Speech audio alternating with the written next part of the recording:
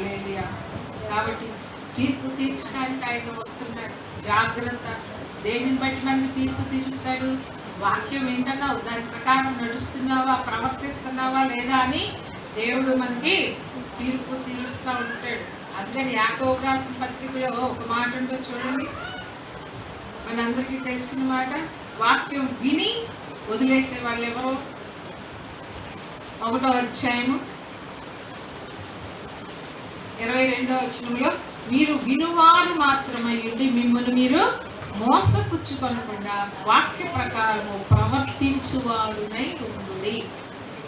ఎలాగంటే వాక్య ప్రకారము చెప్పాలి. అందులో వాక్య ప్రకారము ప్రవర్తించాలి అనండి. వాక్య ప్రకారము ప్రవర్తించాలి.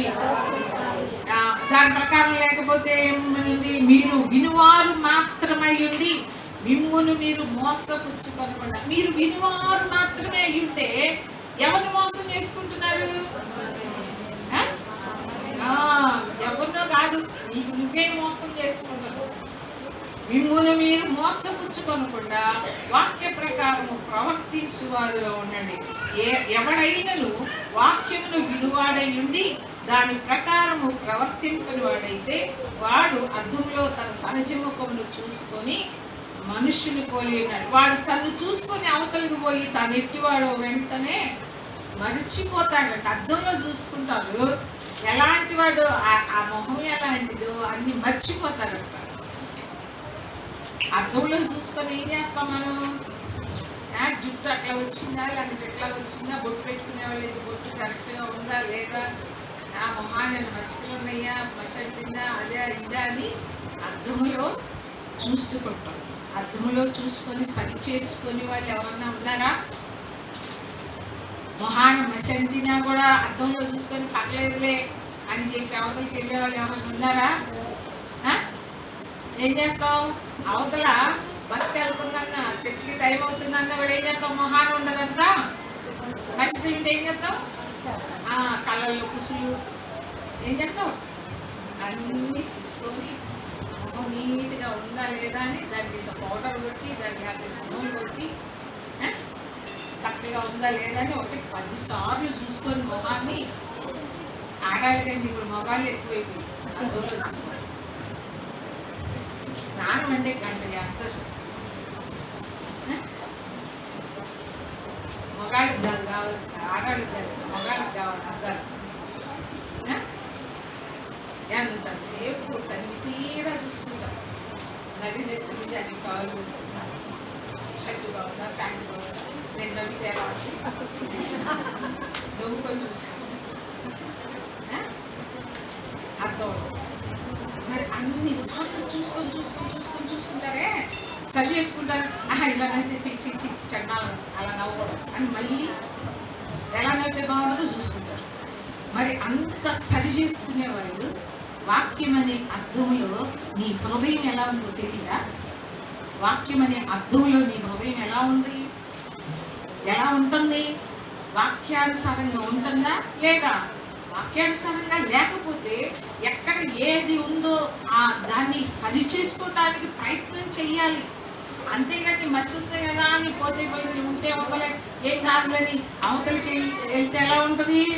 నేను పిచ్చాలను చూసినట్టు చూస్తారు. మొహాన్ని మసి ఉన్నా కూడా అట్లనే బయటకు వచ్చింది ఏంటంటే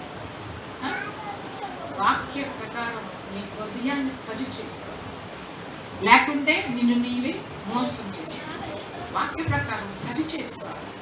ప్రతి దినము దేవుడు మనతో మాట్లాడు వాక్యం ద్వారా. ప్రతి దినము ఆయన మనల్ని సరిచేసే దేవుడు. అలాంటిది మనల్ని మనం సరి చేసుకోకపోతే చాలా మనం నష్టపోతాం. కాబట్టి మన హృదయాన్ని సరి చేసుకునే వారిగా ఉన్నాం. ఈరోజు ఏంటిదంట? ఈరోజు ఏంటిది? మట్ల ఆదివారం అంటే మట్ల ఆదివారం తెలుసు అంటే యాటి బిల్లు ఎక్కువ చెప్తాడా తెలుసు. ఇంకా మంగమ్మ యాటి కన్నా ఎక్కువ వస్తాడు. ఇంకా అంతే, మట్లాగారు అంటే అదే గాడిద ఎక్కుతాడు, మహింపరుచుకుంటే తీసుకొస్తాడు. అది ఇంకెవరికైనా తెలుసా?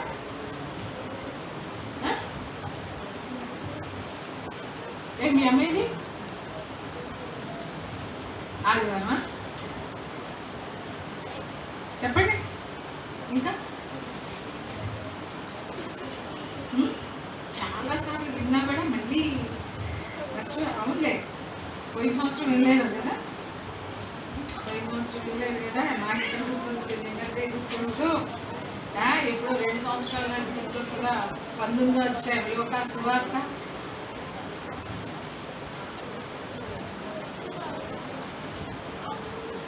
ఇరవై 29 వచ్చిన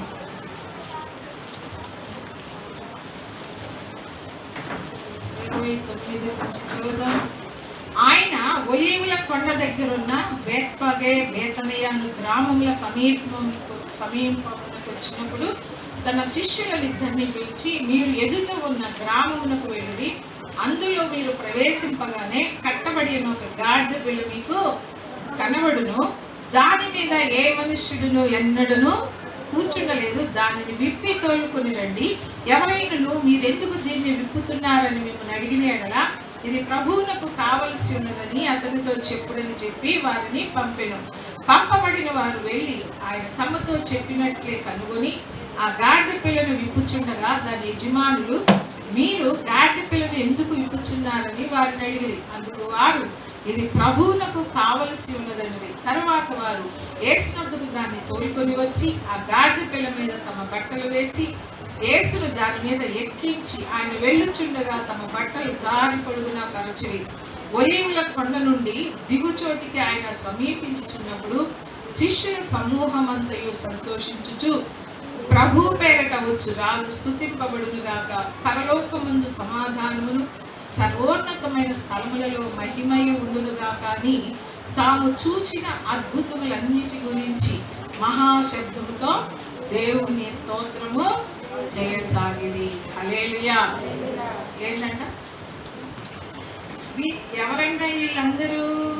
శిష్యుల సమూహమంతయు సంతోషించుచు, ప్రభు పేరట వచ్చు రాజు స్తుతింపబడునుగాక, పరలోకమందు సమాధానమును సర్వోన్నతమైన స్థలములలో మహిమయు ఉండునుగాక అని తాము చూచిన అద్భుతములన్నిటి గురించి మహాశబ్దంతో దేవుని స్తోత్రము చేశారు.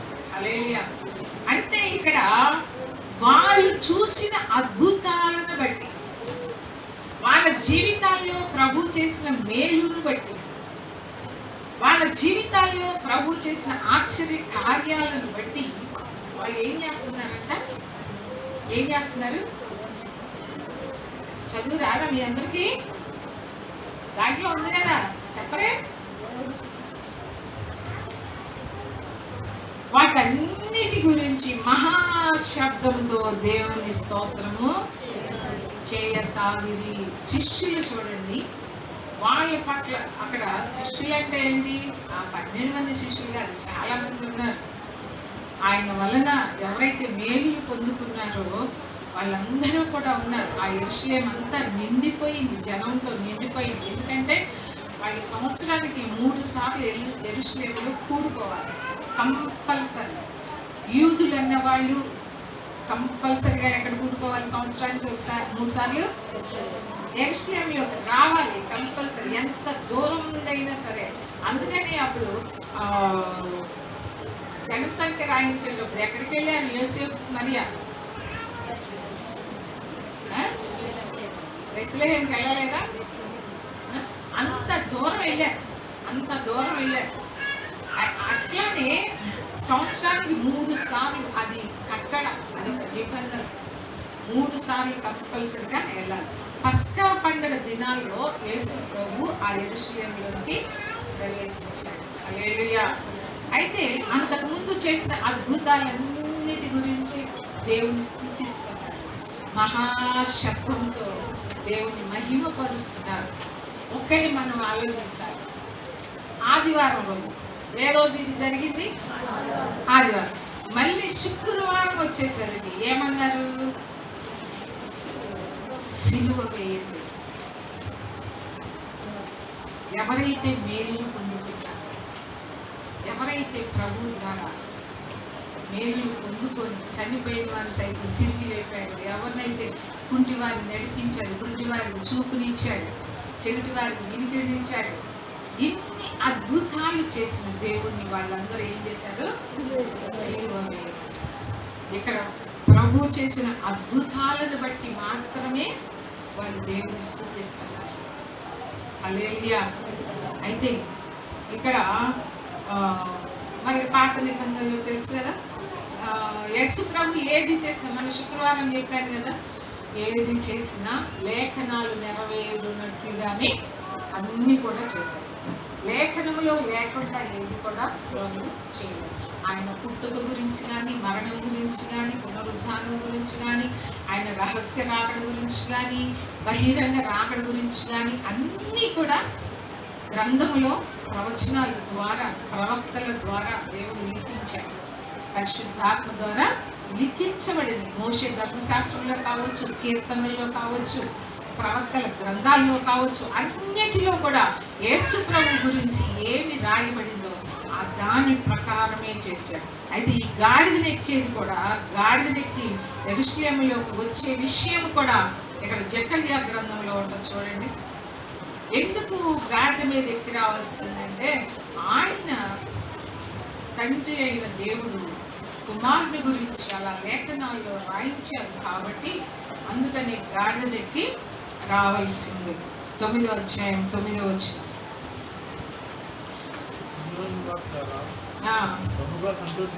బహుగా సంతోషించుడి యెరూషలేము నివాసులారా, ఉల్లాసముగా ఉండుడి. నీ రాజు నీతిపరుడును, రక్షణ గలవాడును, దీనుడనై గాడిదను, గాడిద పిల్లను ఎక్కి నీ యొద్దకు వచ్చుచున్నాడు. ఏమి ఎక్కువ వస్తున్నాడంట? ఎవరి దగ్గరికి?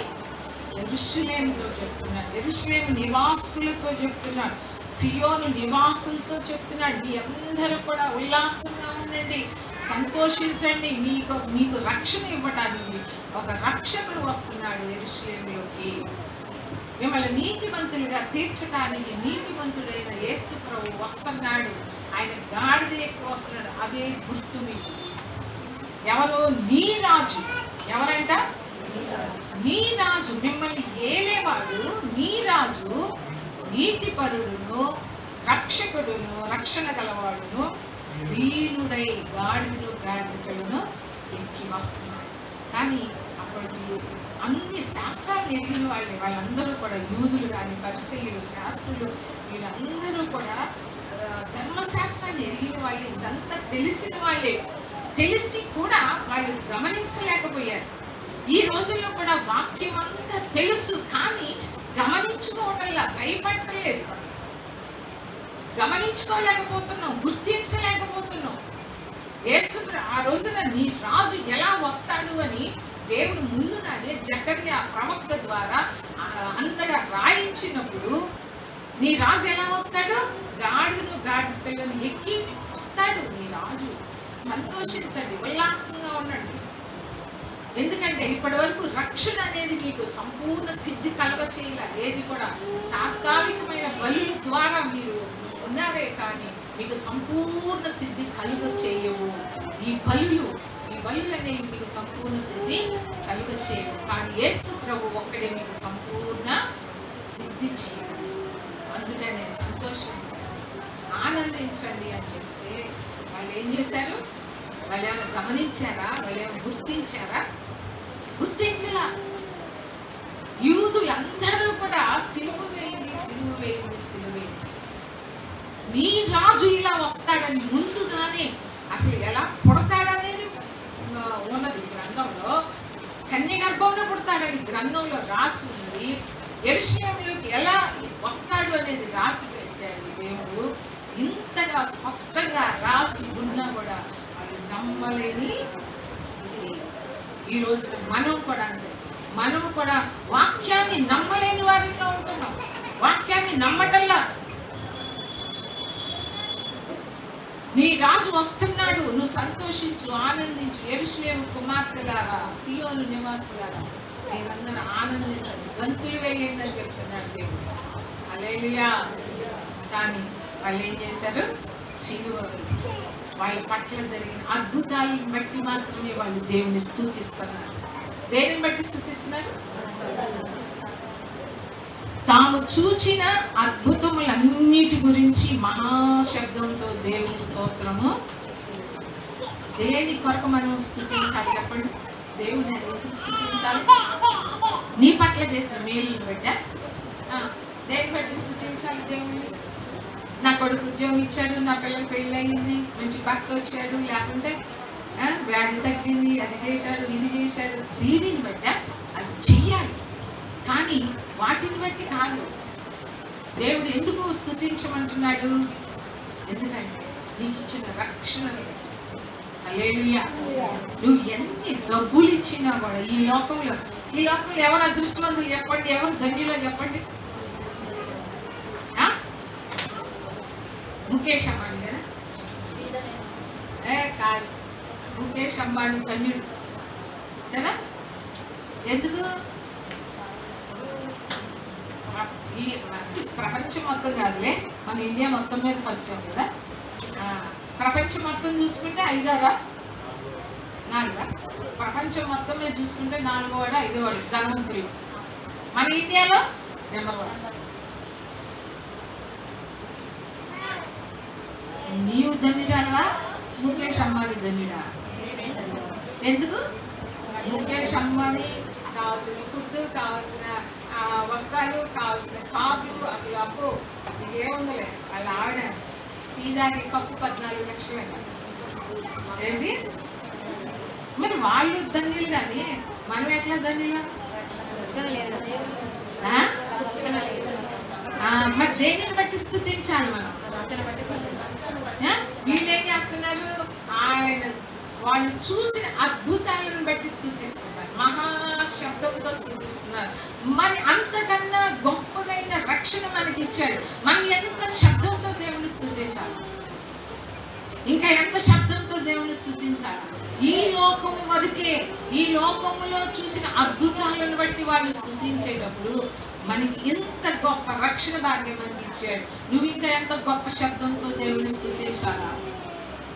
అర్థమవుతుందా? అబ్బో లేచి నిలబడి చెబుతాం. ఎన్ని సాక్ష్యాలు! ఏం సాక్ష్యాలు? సాక్ష్యం ఏం సాక్ష్యం? దేవుడి గురించి నువ్వు శ్రమ పడుతున్నావా? దేవుని గురించి ఒక్క దెబ్బ తింటున్నావా? పౌలు భక్తులు నిజంగా ధన్యుడు. ఎంత ధన్యుడంటే అంత ధన్యుడు. అసలు నాకు కావాలి శ్రమలు అంటున్నాడు. ఏమన్నాడు? శ్రమలు పడే వాళ్ళందరూ దుఃఖించొద్దు, అది మీకు ధన్యతగా ఇచ్చాడు దేవుడు. హల్లెలూయా. అది ఎంతో ధన్యత. ప్రాణాలు బాగలేదు కదా, ప్రాణం అవుతుందా? వాటిని జయించాలి మనం. దాని మాట ఇందాక నందనవనంలో కూడా చెప్పాను. కొలసీలు రాసిన పత్రికలో చెప్పాను. 1వ అధ్యాయము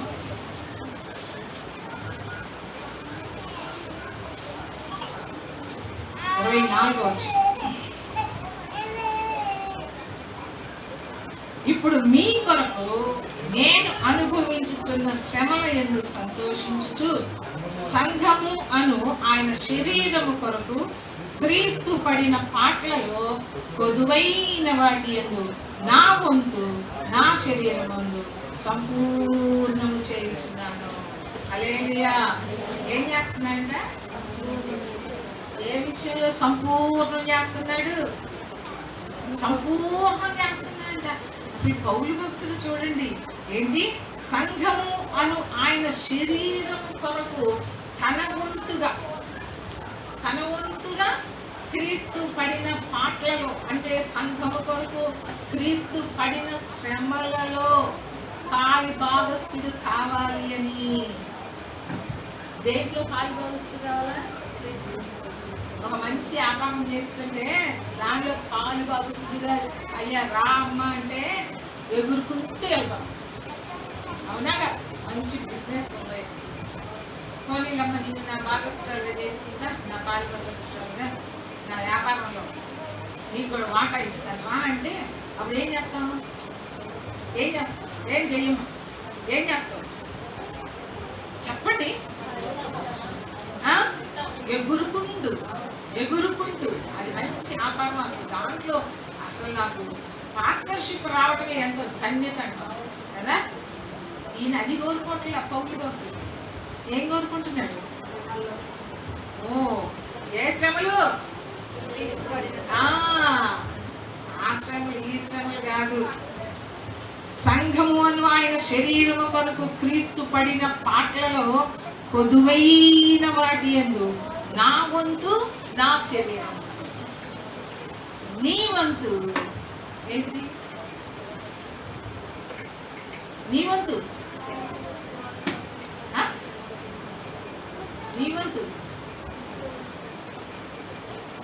పౌలు భక్తుడు అన్నాడు సంఘం కొరకు నా వంతుగానే నా శరీరం ముందు ఎన్ని శ్రమలు పడాలి ఆ కొదువైన వాటిని నేను సంపూర్ణం చేస్తాను.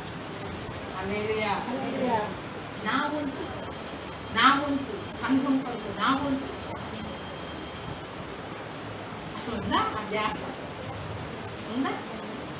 నా వంతుగా నేను ప్రయాసపడాలి సంఘము కొరకు. క్రీస్తు పడిన పాటలన్నీ, క్రీస్తు పడిన శ్రమలన్నీ ఎవరి కోసం? నోరు తెరవండి. ఎవరి కొరకు? సంఘం కొరకు. సంఘం అంటే మనం అందరం ఎవరి కొరకు పడ్డాడు యేసు ప్రభు?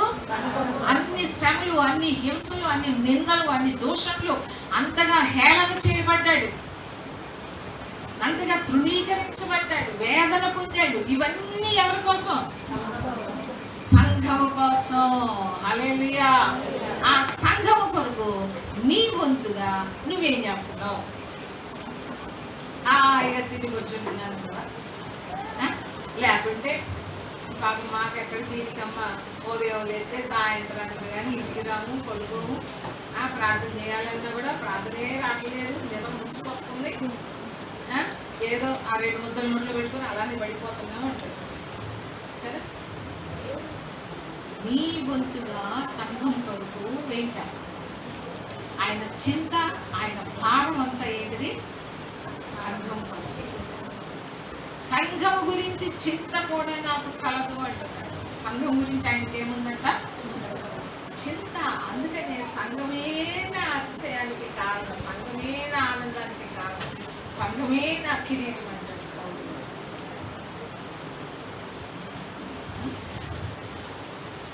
సంఘక్షేమమే నా ప్రాణమాయేనా, సంఘక్షేమమే నా ప్రాణమాయేనా, నీ ప్రేమే నన్ను ఆదరించేను, నీ ప్రేమే నన్ను ఆదరించేను, సమయోచితమైన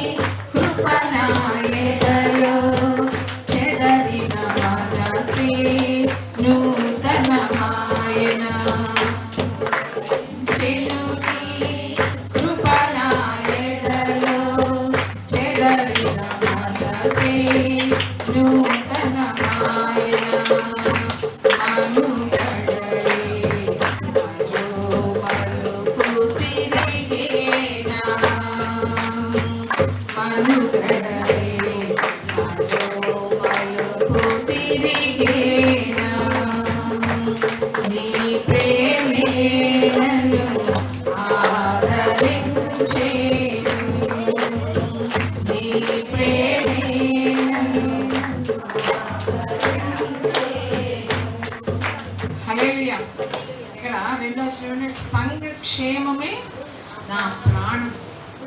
హల్లెలూయా.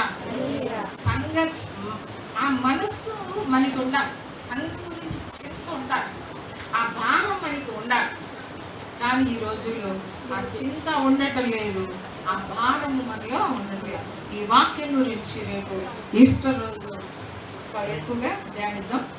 అయితే లూకా సువార్తలో అందుకని ఇచ్చిన రక్షణను బట్టి మనము దేవుని స్తుతించే వారిగా ఉండాలి. చేసిన మేలు అద్భుతాలను బట్టి స్తుతించొద్దని అంటలా, స్తుతించాలి. కానీ ఆయన చేసిన మేలు, ఆయన చేసిన ఉపకారాలను బట్టి దేవుని స్తుతించాలి. కానీ అంతకన్నా గొప్పదైన రక్షణ భాగ్యం ఇచ్చాడు. మరి అంత గొప్ప రక్షణ భాగ్యాన్ని మనకి ఇచ్చినందుకు ఇంకా ఎంత శబ్దముతో ఆయన్ని మనము స్తుతించాలి. హల్లెలూయా.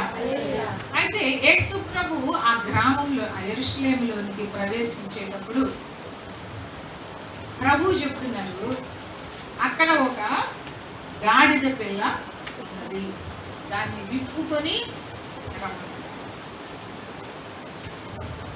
గాడిద అంటే మనందరికీ తెలుసు ఎంత అపవిత్రమైనదో, అది ఎంత మొండిదో మనందరికీ తెలుసు. దాని పని ఏంటి? గాడిద పని బరువులు, ఊరికి గొడ్లు మొయ్యటం, దాని పని. అంటే ఎన్నిక లేనిది గాడిద.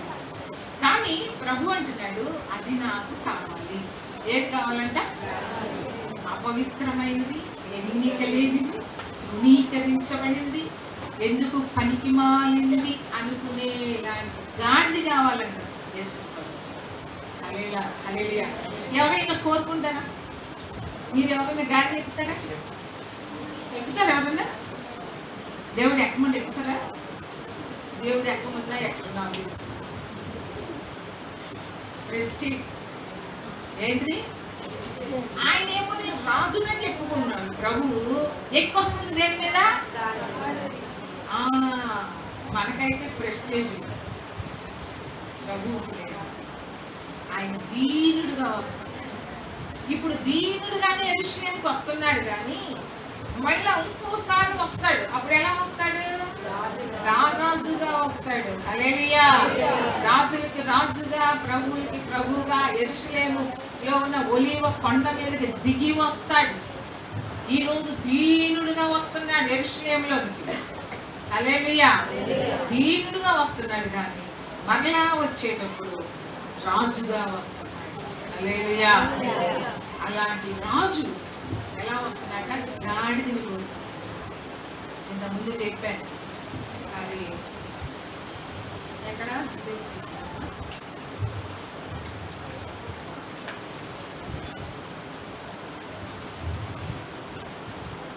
సరే చెప్తాను. దేవుడికి అన్నింటిలో కూడా ప్రథమ ఫలం ఇవ్వాలి కదా. దేవుడికి ప్రతి దాంట్లో ఏమి ఇవ్వాలి? మొదటిది ఎవరికి ఇవ్వాలి? దేవునికి ఇవ్వాలి. అయితే గాడిదని దేవుడు ఏమన్నాడు? గాడిదని నాకు ఇవ్వద్దు. ఎందుకు? అది అపవిత్రమైన జంతువు, అపవిత్రమైంది కాబట్టి అది నాకు వద్దు. దానికి బదులుగా ఏమి ఇవ్వమన్నాడు? గొర్రె పిల్ల. దానికి బదులుగా ఏం కావాలంట? గొర్రె పిల్ల కావాలి.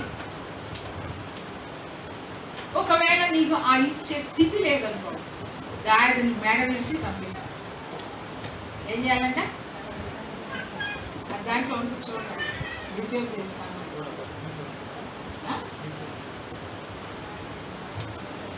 ఎక్కడ గాడిద పిల్ల, గాడిద ఏం చేయాలంట? మెడ విరిచి చంపేసేయాలంట. హల్లెలూయా. నువ్వు బతకాలి అంటే, అంటే ఆ గాడిద బతకాలి అంటే ఏం చేయాలి? గొర్రె పిల్లని ఇవ్వాల్సిందే. ఇప్పుడు మనం అందరం గాడిదలే. యేసు ప్రభు గారు ఆయన ఎవరు? లోకం పాపంలో మోసుకొని పోవు దేవుని గొర్రె పిల్ల. నీకు బదులుగా ఆయన గనక, మన కొరకు ఆయన గనక మన పాపాలని, మన శాపాలు అన్నిటి ఆయన మీద వేసుకున్నాడు కాబట్టి మనం బ్రతికాం, మనం సజీవులంగా ఉన్నాం. ఆ గొర్రె పిల్ల అర్పించబడింది కాబట్టి ఈ గాడి బతికింది. అదే కనుక గొర్రె పిల్ల లేదు, ఆ యజమాని దగ్గర లేదు గొర్రె పిల్ల, ఆ యజమాని దగ్గర గొర్రె పిల్ల లేకపోతే ఏం చేయాలి? ఆ యజమానుడు ఆ గాడిని ఏం చేయాలా? మెడ పిలిచి చంపేయాలి. దాన్ని బతికే అవకాశం లేదు. హల్లెలూయా. దానికి బదులుగా గొర్రె పిల్లను కోరుకుంది. అందుకని ఎన్నిక లేని మన కొరకు, తృణీకరించబడిన మన కొరకు, మనల్ని సజీవులుగా ఉంచడానికి, మనల్ని బ్రతికించడానికి ఆయన బలి అయిపోయాడు. హల్లెలూయా. దానిని బట్టి మనం స్తుతించాలి. ఆ గాడికి ఎంత ధన్యత వచ్చిందో కదా, ఎంత ధన్యత అంటే అప్పటి వరకు ఎవరు కూర్చోలేదంట, ఇంకా వాడబడలేదు. ఇంకా అసలు గాడి అలవాటు లేకపోతే అటు పరిగెత్తుతుంది, ఇటు పరిగెత్తుతుంది గాడి, అవునా? అయినా సరే ప్రభు అన్నాడు శిష్యులతో, ఏం చెప్పాడు? మీరు వెళ్ళండి, అక్కడ కట్టబడిన ఒక గాడి ఉంటుంది, దాన్ని విప్పుకొని నా దగ్గరికి. ఎవరికి చెప్పాడు? ఎవరికి చెప్పాడు? శిష్యుడికి చెప్పాడు. ఏమని చెప్పాడు? అక్కడ ఉంది గాడిద, కట్టబడి ఉంది, పాపంతో కట్టబడి ఉంది. ఆ కట్టబడిన గాడిదని మీరు మీరు మీరు ఇప్పుకొని నా దగ్గరికి తీసుకెళ్ళారు. మీరందరూ ఎవరు? కట్టబడిన గాడిదవే. ఇప్పుడు ఆ కట్లు ఇప్పేశాడు దేవుడు. ఇప్పేసి ఇప్పుడు నిన్ను ఎవరో నడిపించారు, ప్రభు దగ్గరికి నడిపించారు. ఇప్పుడు నువ్వు ఒక శిష్యుడుగా అయిపోయావు. నీ బాధ్యత ఏంటి? ఇప్పుడు నీ బాధ్యత ఏంటి? దేవుడు చెప్తున్నాడు, మీరు వెళ్ళండి, మీరు వెళ్ళి ఆ గ్రామంలో, ఆ పట్టణంలో, ఆ పల్లెల్లో ఎక్కడో ఆ గాడిద కట్టబడింది, పాపంతో కట్టబడింది, బలహీనతతో, తాగుడనే కట్లతో, వ్యభిచారం అనే కట్లతో, అనేకమైన కట్లతో కట్టబడి ఉన్నాయి గాడిదలు. చాలా గాడిదలు. ఆ గాడిదలన్నిటిని ఎక్కడ తీసుకురావాలంట? తృణీకరించబడినయే, ఎన్నికలేనియే, ఎందుకు పనికిరానియే. కానీ ప్రభు అన్నాడు, నాకు కావాలి. మీ అందరికి అక్కర్లేకపోవచ్చు, మీ అందరి దృష్టిలో అవి ఎన్నిక లేకపోవచ్చు, మీ అందరి దృష్టిలో అవి తృణీకరించబడినయే కావచ్చు, కానీ ఆ తృణీకరించబడిందే నాకు కావాలి. ఏది కావాలంటే ప్రభుకి? మనకంటే మంచిగా దేవుడు దొరకలా? మరి నిన్ను నన్ను ఎందుకని విడిపించాడు? మంచిగా కూర్చోండి, మీ అంతా మీ కుటుంబాల కోసం మీరు సంపాదించుకోండి, మీరు తినండి, మీరు చేసుకోండి, మీరు పడుకోండి, నిలబడండి. దీనికోసమా? దీనికోసమేనా? ఆ కట్ల నుంచి విడిపించి దుర్మార్గులు కట్టిన కట్ల. అది చూడండి, యెషయా గ్రంథంలో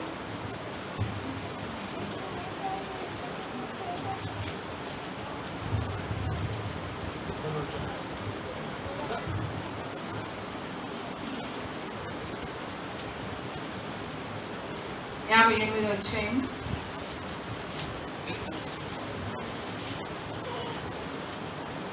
6వ వచనం.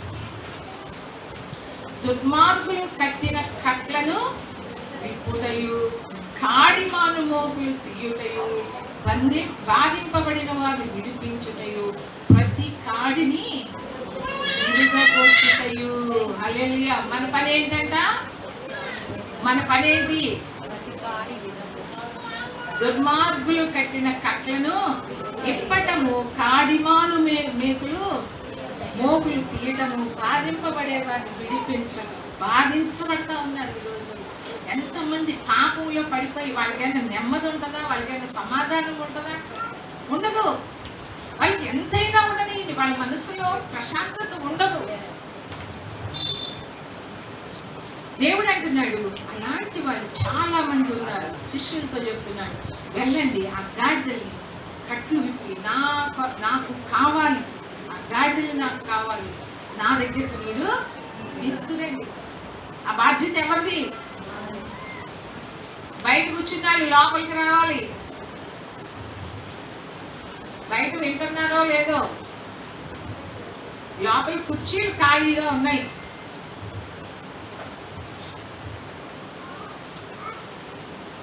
ప్రభు అంటున్నారు ఆ గాడిద పిల్ల దగ్గరికి వెళ్ళండి. ఇప్పుడు గాడిద పిల్ల ఏంటంటే పిల్లలు కూడా ఉన్నాయి, కట్లు కట్టబడి ఉన్నారు పిల్లలు కూడా.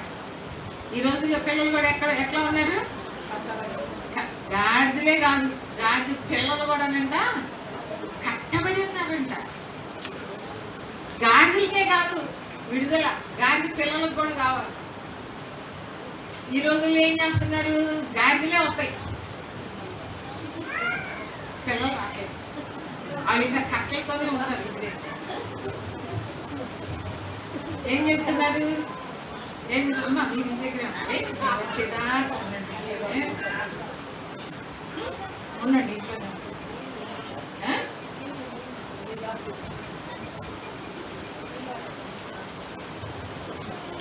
నువ్వు వెళ్తే చాలు పక్కలో నీ పిల్లలు వచ్చేపోయారు. అంతేనా? అంతేనా?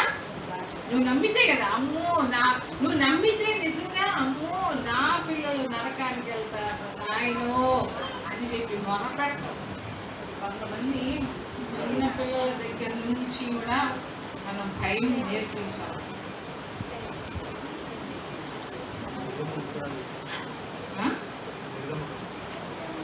నిర్గమకాండం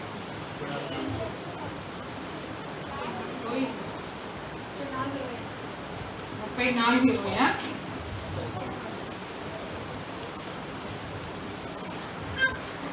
నిర్గమకాండం 34:20 ఉంటుంది.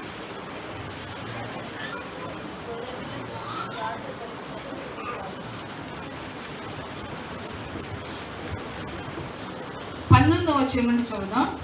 ప్రతి తొలిచూలు పిల్లయు నాది. ఎవరిదంట? ప్రతి తొలిచూలు పిల్ల ఎవరిది? దేవుడిదా నీదా? అప్పుడు ఇప్పుడు ఎప్పుడు కూడా దేవుడిదే. నీ పశువులలో తొలిచూలుదైన ప్రతి మగది తోడయే గాని గొర్రె పిల్లయే గాని అది నాదగును. గొర్రె పిల్లను ఇచ్చి గాడిద తొలి పిల్లను విడిపింపవలెను. గాడిద తొలి పిల్ల ఫస్ట్ పుట్టిన దాన్ని, గాడిద తొలి పిల్లని, గొర్రె పిల్లను ఇచ్చి గాడిద తొలి పిల్లను విడిపింపవలెను. దాన్ని విమోచింపని ఎడల దాని మెడను విరగదీయవలెను. హల్లెలూయా. ఆ గొర్రె పిల్లలు కనుక ఇవ్వకపోతే నువ్వు సచ్చాలి. అంతే కదా? గొర్రె పిల్లని ఇవ్వకపోతే గాడిద ఏమైపోతుంది? చచ్చిపోతుంది. అలాగే దేవుడు మనలందరినీ కూడా ఆ కట్ల నుంచి విడిపించినప్పుడు, పాపం అనే దాసత్వం నుంచి మనల్ని విడిపించినప్పుడు మనం ఏం చేయాలి?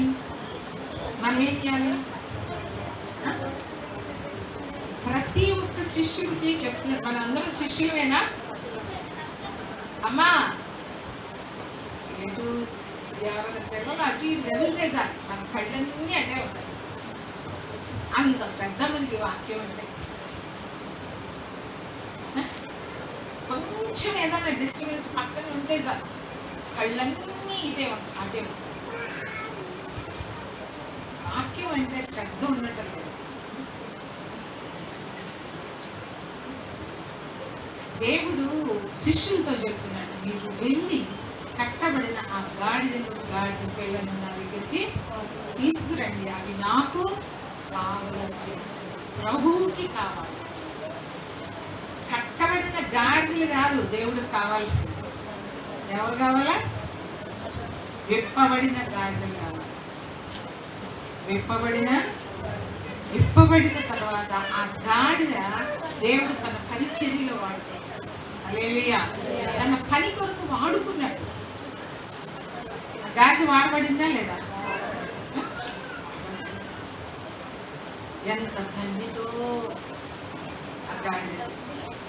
అవునా? గాడిద ఎంతో. ఎందుకు? అంతకుముందు ఎప్పుడు దాని మొహాన ఎప్పుడు కూడా కింద కానీ కింద బట్టలు పరిచి దాని మీద నడువని ఎవరు చెప్పుంటారా? ఎక్కడో ఒక మూల పడేసి ఉంటారు. వాటిని కరెక్ట్ ఉంటారు. టయానికి మేత ఇంత పడేసి ఉంటారు. ఎండకి ఏంటి వానికి తెలిసి అన్నట్టుగా ఆయన ఉంటారు.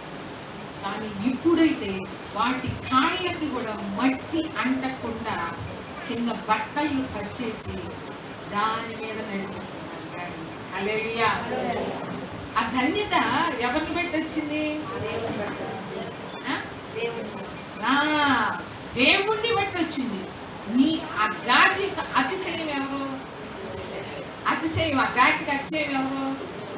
ఆ గాడి మీద ప్రభువు కూర్చోకపోతే దానికి ఇంక అతిశయం ఎక్కడి నుంచి వస్తుంది? దానికి ఆ ఘనత ఎక్కడి నుంచి వస్తుంది? రాదు కదా. అతిశయం గాడికి ఏంటి అతిశయం? నా మీద ఉన్నాడు ప్రభు, సృష్టికర్త అయిన దేవుడు నా మీద ఉన్నాడు అని అతిశయం. దేవుడు మనల్ని కూడా ఏమంటా అంటే, నువ్వు దేనిని బట్టి అతిశయించాలా? దేవుని దేన్ని బట్టి అతిశయించాలా? మన చూపించాను కదా శుక్రవారం రోజు, సూర్యుడు తన స్థూలత్వాన్ని బట్టి అతిశయించకూడదు, ఇంకా ఐశ్వర్యవంతుడు తన ఐశ్వర్యాన్ని బట్టి అతిశయించకూడదు. అలాగని జ్ఞాని తన జ్ఞానాన్ని బట్టి అతిశయించకూడదు. అతిశయించువాడు దేనిని బట్టి అతిశయించవలెనగా, ఏంటంట? దేనిని బట్టి అతిశయించాలో చెప్తున్నాడు. భూమి మీద కృప చూపుచు యెహోవాయే భూమి మీద నీతి న్యాయములు జరిగించుచున్నాడని నువ్వు పరిశీలనగా తెలుసుకొనుటను బట్టి నువ్వు అతిశయించాలి. హల్లెలూయా. నువ్వు పరిశీలనగా తెలుసుకోవాలి. దానిని బట్టి నువ్వు అతిశయించాలి. లోకంలో దేనిని బట్టి కూడా నువ్వు అతిశయించడానికి లేదు. పౌలు భక్తుడు అతిశయించడానికి చాలా ఉన్నాయి. పౌలు భక్తుడు గర్వించడానికి చాలా విషయాలు ఉన్నాయి పౌలుకి. కానీ దేనిని బట్టి కూడా అతిశయించడం లేదు. సిలువే నా అతిశయం అంటున్నాడు. దేని బట్టి అతిశయిస్తున్నాడు పౌలు భక్తుడు? సిలువను బట్టి అతిశయిస్తున్నాడు. హల్లెలూయా. మరి నీ అతిశయము నా అతిశయము దేనిని బట్టి మనకు అతిశయం? దేనిని బట్టి అతిశయిస్తున్నావు? ఈ గాడికి దేనిని బట్టి అతిశయం వచ్చింది? ప్రభువుని బట్టి. హల్లెలూయా.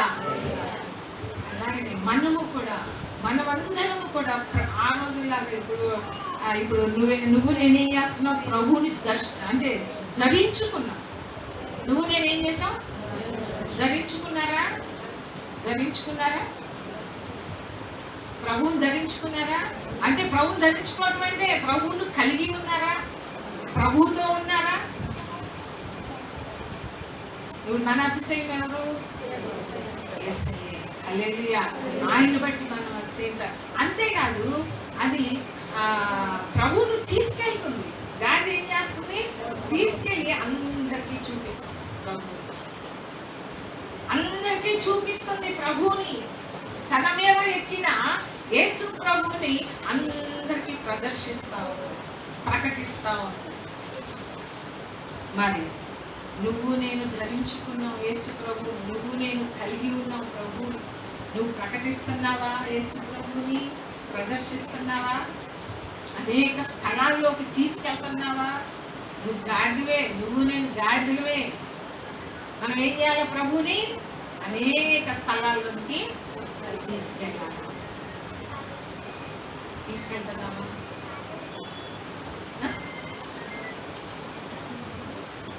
ఎలా ఉన్నాము?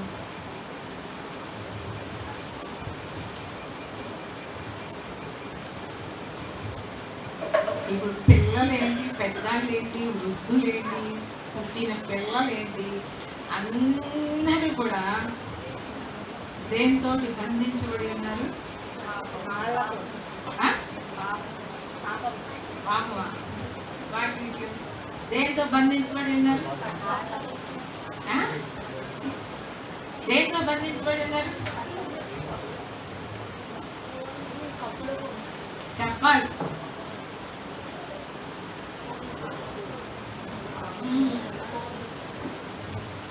దేంతో?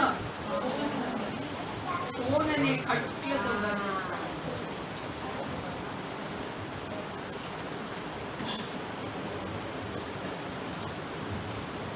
దేవుడు లేకపోయినా ఉంటారేమో కదా, ఫోన్ లేకుండా కదా. అసలు అది ఒక మన జీవితంలో ఒక భాగం అయిపోయింది ఆ ఫోన్. ఇంతకుముందు బతకలేదా మనం అందరం? ఎవరన్నా ఏదన్నా కావాలంటే నీకు వాట్సాప్ ఉందా, నీకు ఫేస్బుక్ ఉందా, లేకపోతే ఇన్స్టాగ్రామా? నీకు ఇన్స్టాగ్రామ్ ఉందా, నీకు టెలిగ్రామ్ ఉందా? టెలిగ్రామ్, ఇన్స్టాగ్రామ్, వాట్సాప్ ఇవే. ఇవిడు ఎవరినాడు చూడు ఫేస్బుక్ ఉందా నీకు? ఇవే. ఎలాంటి వాళ్ళకు కూడా ఫేస్బుక్లు, వాట్సాప్లు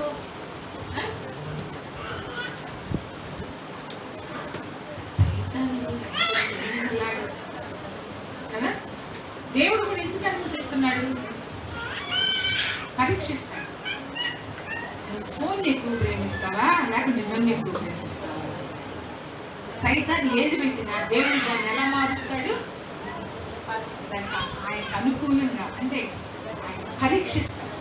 దాంట్లో శుద్ధంగా మనం మారేలాగా చేస్తాడు. హల్లెలూయా. వాడు పెడతాడు పరీక్ష పెడతాడు. పెట్టినప్పుడు దేవుడు కూడా అప్పగిస్తాడు. ఎందుకు నా కుమారుడు దీన్ని జయిస్తాడా లేదా?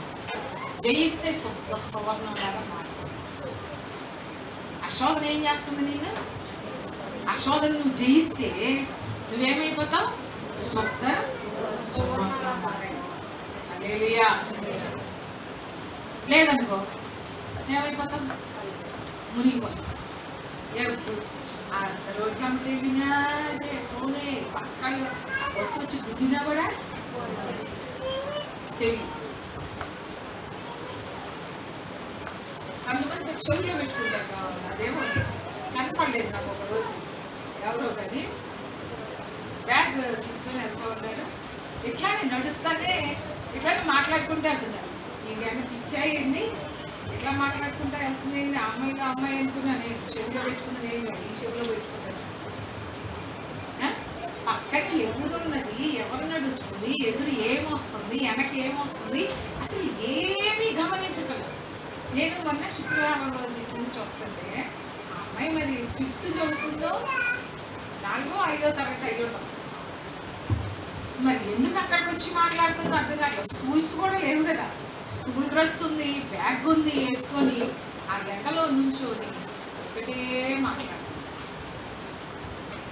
ఎవరిది తప్పంటారు?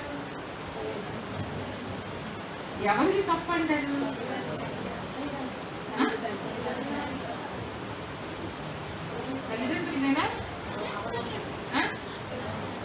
అయ్యో మా అమ్మాయికి ఫోన్ కావాలి, మా అబ్బాయికి ఫోన్ కావాలి. రోజులు కూడా అట్లానే ఉన్నాయి. ఇప్పుడు అన్నీ ఆన్లైన్ అంటున్నారు. ఆన్లైన్ ఏది చూస్తారో తెలియదు. మా వాడు ఉన్నాడు ఆ దేశం. నేను అప్పుడప్పుడు చూస్తాను, వీడేం చూస్తాడా క్లాస్ కానీ క్లాస్ అంటాడు. మధ్యలో వాడికి ఆ సబ్జెక్టు వచ్చిందనుకో, వచ్చిన సబ్జెక్ట్ అనుకో వాడు చెప్తే వీడేం చేస్తాడు? అదంతా తిప్పేసి వాడికి ఇష్టమైంది చూస్తాను. ఏంటంటే లేదు కానీ ఇప్పుడే పెట్టాను.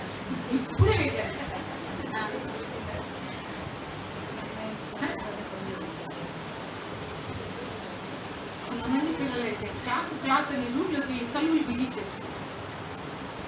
తలుపులు బోల్టులు పెట్టని కూడా అసలు పెద్దవాళ్ళు. అంత అవసరం ఏంటి? క్లాస్ వినేటప్పుడు బోల్టులు పెట్టాల్సిన అవసరం ఏంటి? రూములో ఉండాల్సిన అవసరం ఏముంది? గమనిస్తూ ఉండాలి. ఆ క్లాసు ఎంతవరకు జరుగుతుందో అంతవరకు ఇచ్చి మళ్ళీ ఫోన్లు తీసేసుకోవాలి. అంతేగాని ఈ రోజుల్లో వాళ్ళు ఏడుస్తున్నాడు, అయ్యో నా కొడుకు ఏడుస్తున్నాడు, నా కూతురు ఏడుస్తుంది, వాళ్ళు ఏడుపు చూడలేకపోతున్నావా? లేకుంటే నువ్వు ఫోన్ ఇస్తే జీవితాంతం వాళ్ళ జీవితం అంతా కూడా నాశనం అయిపోతుంది. ఈ రోజుల్లో పిల్లలు కూడా భయపడాల, నువ్వు నాకు కొనిస్తావా లేదా, లేకుండా ఇంట్లో నుంచి పారిపోయేవాళ్ళు ఎంతగా తెగించి ఉంటున్నారండి కొంతమంది పిల్లలు. వాళ్ళు అడిగింది ఇవ్వకపోతే అలిగి ఇంట్లో నుంచి వెళ్ళిపోయేవాళ్ళు. కాబట్టి చాలా బాధాకరం అలాంటి విషయం. ఎంతమందిని మనం చూడండి కట్టెలతో కట్టబడి ఉన్నారు. అందుకనే ప్రభు అంటున్నాడు, గాడిద నువ్వే కాదు నీ పిల్ల కూడా నాకు కాదు. చాలా మంది తల్లిదండ్రులే వస్తారు, పిల్లలు తీసుకురారు దేవుని సన్నిధికి. ఎందుకు తీసుకురావట్లేదు? వాళ్ళు ఆ కట్టెలతోనే ఉండాలా? ఎవరిని అడిగితే అబ్బో ఇవాళ మా అబ్బాయికి పని ఉంది, మా అమ్మాయికి ఈ పని ఉంది, మా అబ్బాయికి ఆ పని ఉంది, లేకుంటే ట్యాంకర్ వాళ్ళ అంతని పెట్టి వచ్చారు ఇంట్లో. ఇవి జాగ్రత్త. ఈ రోజున నీ పిల్లలకి నువ్వు వ్యక్తం తీసుకోకపోతే రేపేమైపోతారు పిల్లలు? వాడైపోతారు. చిన్నప్పటి నుంచి వాళ్ళకి నేర్పించాలి, భయభక్తులు నేర్పించాలి. అందుకని వాక్యం మామూలు సామెత అనుకుంటాను కదా, మొక్కై వంగనది మానై. మనం ఏం చేయాలి? మొక్కలోనే ఉంచాలి, వాళ్ళు నేర్పించాలి. అంతేకాదు నేర్పించే వాళ్ళు ఎలా ఉండాలి అంటే మాదిరిగా ఉండాలి. తల్లిదండ్రులైన వాళ్ళు మాదిరిగా ఉండాలి. మిమ్మల్ని చూసి వాళ్ళు చెడిపోయేలాగా ఉండకూడదు, మిమ్మల్ని చూసి మంచి నేర్చుకునే వాళ్ళు లాగా ఉండాలి. చాలా మంది వాతావరణాన్ని బట్టి కూడా పిల్లలు ఎంతమంది చెడిపోతున్నారు. జాగ్రత్త. తల్లిదండ్రులైన వాళ్ళు పిల్లల్ని ప్రతి క్షణం కూడా కనిపెట్టుకొని ఉండాలి. పిల్లలు ఎప్పుడు ఎలా ఉంటారు, ఎలా మారుతారో తెలియదు. అందుకనే దేవుడు అన్నాడు, గాడిద పిల్లను కట్లు విప్పి నా దగ్గరికి, ప్రభు దగ్గరికి నడిపించాలి. నీ పిల్లల్ని ఎవరి దగ్గరికి నడిపిస్తావు? ప్రభు దగ్గరికే నడిపించు, ఎక్కడికెక్కడికో కాదు నడిపించే. ఈ రోజుల్లో పుట్టక ముందేనంట స్కూల్స్లో ముందుగానే, ఇంకా 2 సంవత్సరాలు మరి ముందే తెలుస్తుంది వాళ్ళకి, సీట్లు మంచి స్కూల్స్లో ఏం చేస్తారు? రిజర్వేషన్.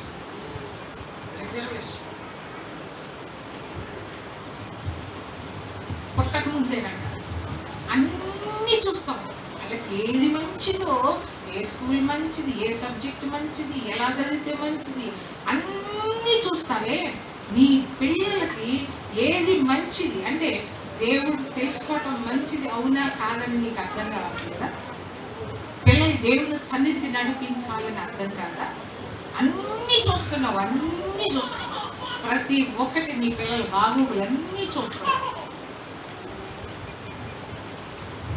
దేవుని యందు భయభక్తులు కలిగి ఉండాలని నేర్పిస్తున్నావా? నీకుంటే కదా, తల్లిదండ్రులకుంటే కదా భయభక్తులు నేర్పించే. ఉన్నా కాదా? ప్రతి ఆదివారం వచ్చే వాళ్ళ పిల్లలు ఎలా ఉంటారో చూడండి. ప్రతి ఆదివారం మీ తల్లిదండ్రులు వస్తే చచ్చినట్టు పిల్లలు ఊపుకుంటా రావాల్సింది. ఎంతవరకు ఇంట్లో వాళ్ళనే రక్షించుకోలేకపోయారే, నీకు బయట ఎలా రక్షిస్తారు? నాకు అర్థం కావట్లేదు. అక్కడ ఒక వాక్యం ఉంది కదా, ఏంటిది? ఇంటి వారిని రక్షించుకోవాలి.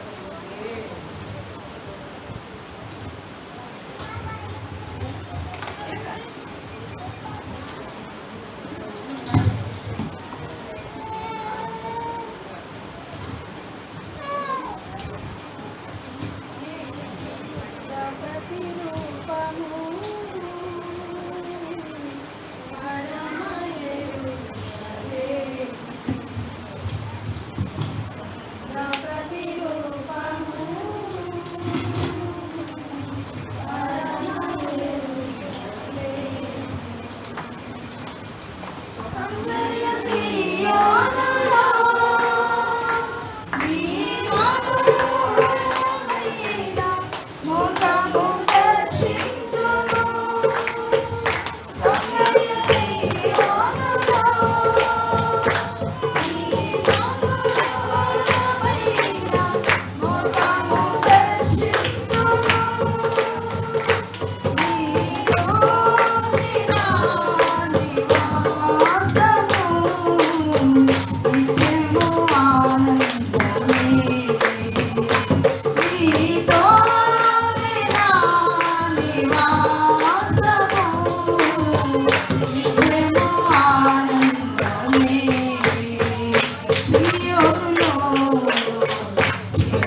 స్థిరమైన పునాది నీవు,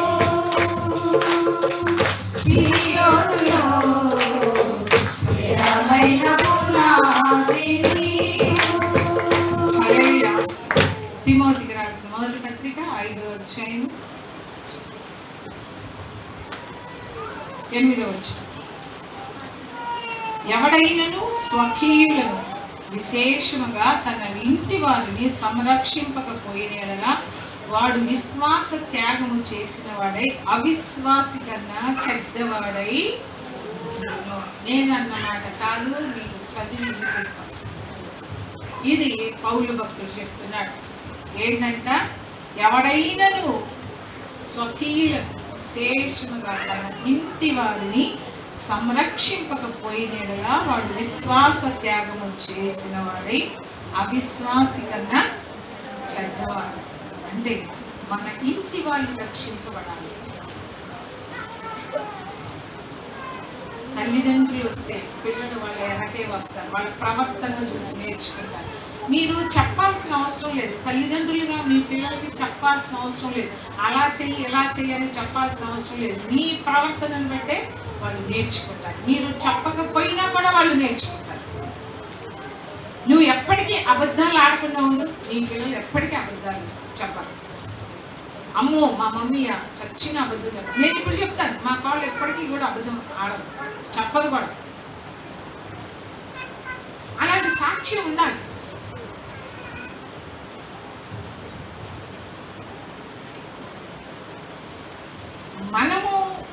మనము అబద్ధాలు ఆడకుండా ఉంటే మన పిల్లలు కూడా చెయ్యరు అలాంటి పనులు. మీరు కలిసి మాట్లాడితే వాళ్ళకి అది తప్పని తెలియదు, వాళ్ళు కూడా అదే మాట్లాడతారు. దాని అర్థం వాళ్ళకి తెలియదు, అవే మాట్లాడతారు. తర్వాత మానవా నీ కొట్టినా ఏమైనా లాభం ఉందా? ఏం లాభం లేదు. నువ్వు నేర్పిస్తున్నావు. నీ ప్రవర్తన, నీ మాటలు వాళ్ళు నేర్చుకుంటున్నారు. నువ్వు రేపు పెద్దయ్యాక నువ్వు అలా మాట్లాడుద్దురా, అబద్ధాలు చెప్పొద్దు అంటే మానుకుంటారా? మానుకోరు. జాగ్రత్త. ముందు మనం పెద్దవాళ్ళం మారాలి. మనం మారి మన పిల్లలకు మాదిరిగా ఉండాలి. ఇంట్లో కూడా గొడవలు పెట్టుకోకూడదు. భార్యాభర్తలు పిల్లలు ఉన్నప్పుడు ఎప్పుడు కూడా పెట్టుకోవద్దు. ఆ గౌరవం పోతుంది. జాగ్రత్త. ఏం పోతుంది? ఉండదు గౌరవం. తల్లి అని ఉండదు, తండ్రి అని ఉండదు, గౌరవం. పిల్లల ముందు ఎప్పటికీ కూడా గొడవలు పెట్టుకోవద్దు. వాళ్ళన్నీ గమనిస్తారు. మనం అనుకుంటాం వాళ్ళకి తెలియదులే, ఏం గమనించరు అనుకుంటాం, కానీ ప్రతి ఒక్కటి కూడా వాళ్ళు గమనిస్తారు. నీ మాట, నీ ప్రవర్తన ఎలా ఉన్నాయి, ఎలా నడుస్తున్నావు, ఏం చేస్తున్నావు, అన్నీ గమనిస్తూ ఉంటారు. ఏమన్నా ఉంటే పిల్లలు బయటికి పంపించేసేది. బయటకు వెళ్ళినప్పుడు మీరు మాట్లాడుకోండి. మాదిరిగా ఉండాలి.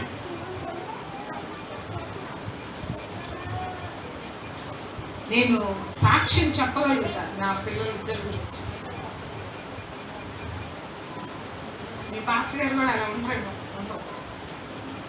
కానీ మా పిల్లలు ఇద్దరు, అంటే అటు కోడళ్ళు కావచ్చు, మా పిల్లలు కావచ్చు, అంటే ఇద్దరు కలిస్తేనే కదా చప్పట్లు. కానీ ఏ రోజు కూడా దేవుని మహాకృప, నేను అమెరికాలో అన్ని నెలలున్నాను, ఒక్క రోజన్నా వారి మీద కొంచెం గట్టిగా మాట్లాడతాడేమో అని చూశాను. ఇద్దరు. నాకు ఆశ్చర్యం. అసలు మొదటి పెళ్ళి అన్నాక ఉంటాయి కదా, అరవకుండా ఉంటామా? నేనైతే అంట అంటే అంటాం అంటే నాకు వచ్చేదంతా సేవలోనే వస్తుంది, సేవ గురించి వస్తుంది అనుకోండి. కానీ దేవుని మహాకృప, అది ఏదో మా ప్రార్థనలో లేకపోతే దేనిని బట్టి కాదు. వాళ్ళు అలాంటి వాళ్ళు, వాళ్ళ ప్రార్థన దాన్ని బట్టే కానీ వేరే దాన్ని బట్టి మాత్రం కానీ కాదు. హల్లెలూయా. నాకు చాలా సంతోషం. డబ్బులు ఉన్నా లేకపోతే ఏంటంటే కుటుంబం అంతా సంతోషంగా ఉండటం కంటే ఇంకా ఏం కావాలి మనకి? ఒక చోట పౌలు అంటాడు, మీరు సత్యమందు నడుచుకుంటున్నారని విని నేను ఎంతగానో సంతోషిస్తున్నాను అంటాడు. ఎక్కడది? యోహాను రాసిన 3వ పత్రికలో చూడండి.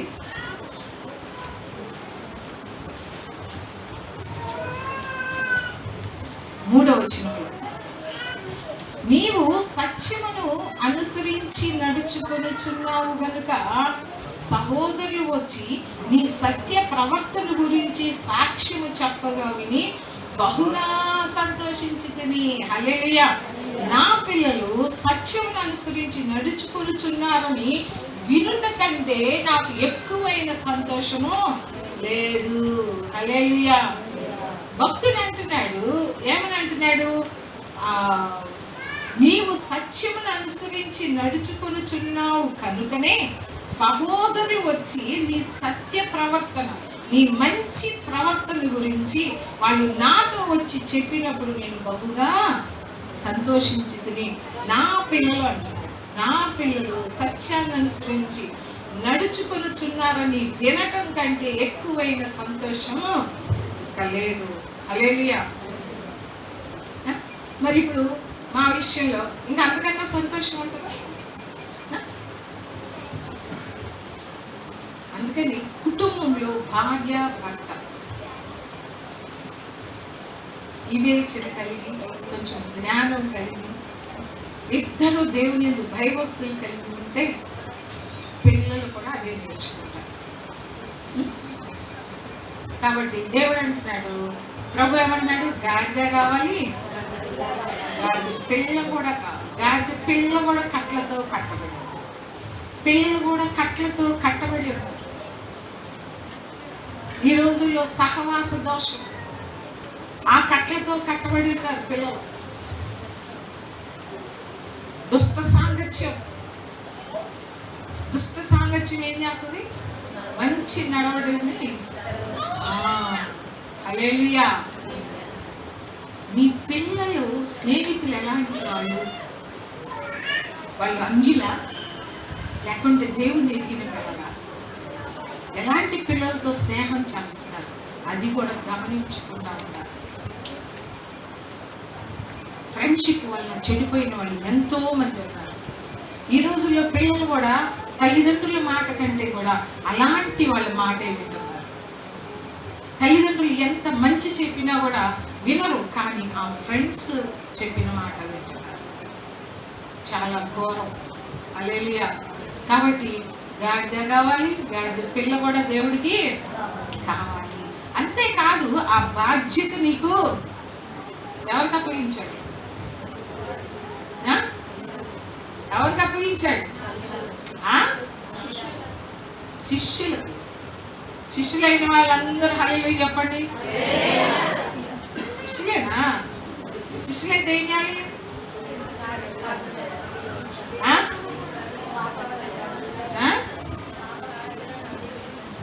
కట్టబడి ఉన్నాయి గాడిదలు చాలా.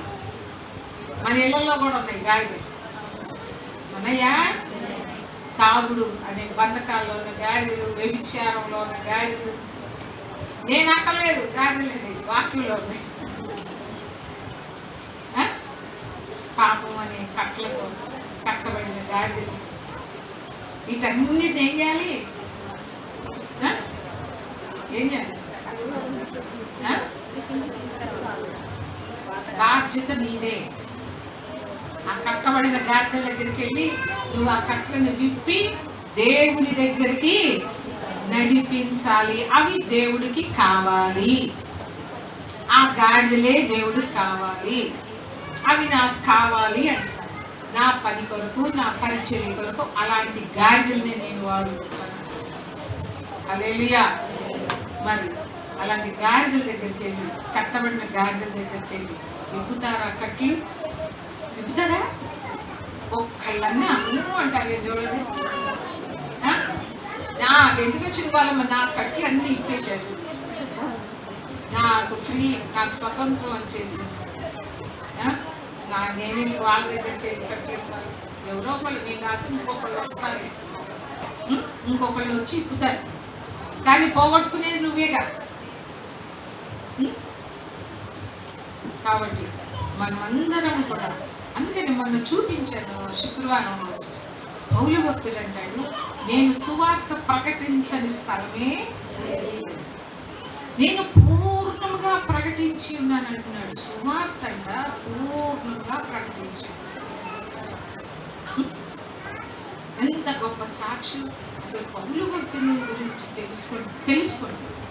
పౌలు భక్తుడి గురించి ఎక్కువ తెలుసుకోండి, ఎక్కువ ధ్యానించండి, చదవచ్చు. అసలు పౌలు భక్తుడు ఏమి కోరుకుంటున్నాడో అది తెలుసుకోండి. శ్రమలు కోరుకుంటున్నాడు. శ్రమలు, వీళ్ళు ఎవరన్నా శ్రమలు కోరుకునే వాళ్ళు ఉంటారా? శ్రమలు కావాలమ్మా నాకు అనేవాళ్ళు ఎవరన్నా ఉన్నారా? ఎవ్వరం కోరుకోం. కానీ పౌలు భక్తుడు అన్నాడు, నాకు కావాలి ఆ మరణ అనుభవంలో సమాన అనుభవం నాకు కావాలి. క్రీస్తు యొక్క మరణ అనుభవంలోనంట సమానమైన అనుభవము పౌలు భక్తుడు కావాలంట. ఎవరన్నా కోరుకుంటారా? చేతులు ఎత్తండి.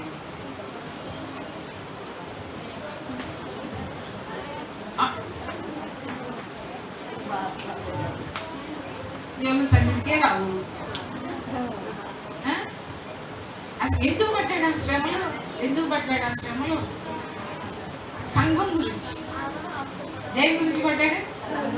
సంఘము అనే ఆయన శరీరం గురించి పడ్డాడు. అది శ్రమ. కావాలా? ఒక్కళ్ళన్నా ఈ అన్న అవుతారు కదండి, ఒక్కళ్ళన్నా అది అంత ధన్యతో మీకు అర్థమే కాదు. హల్లెలూయా.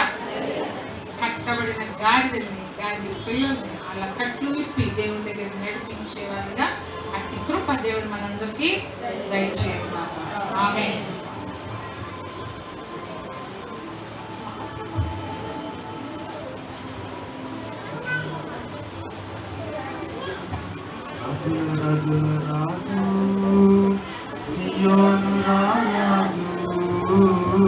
రాజుల రాజుల రాజు సియోను రాజు, సియోను రాజు నా యేసు, పైనున్న యెరూషలేము నా గృహం.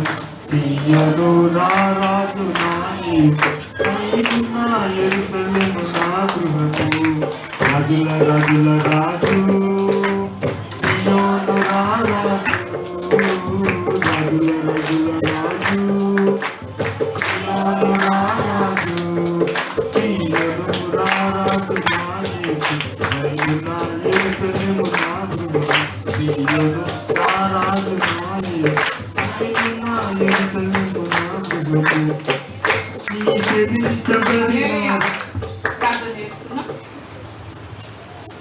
ప్రార్థన చేసుకోండి.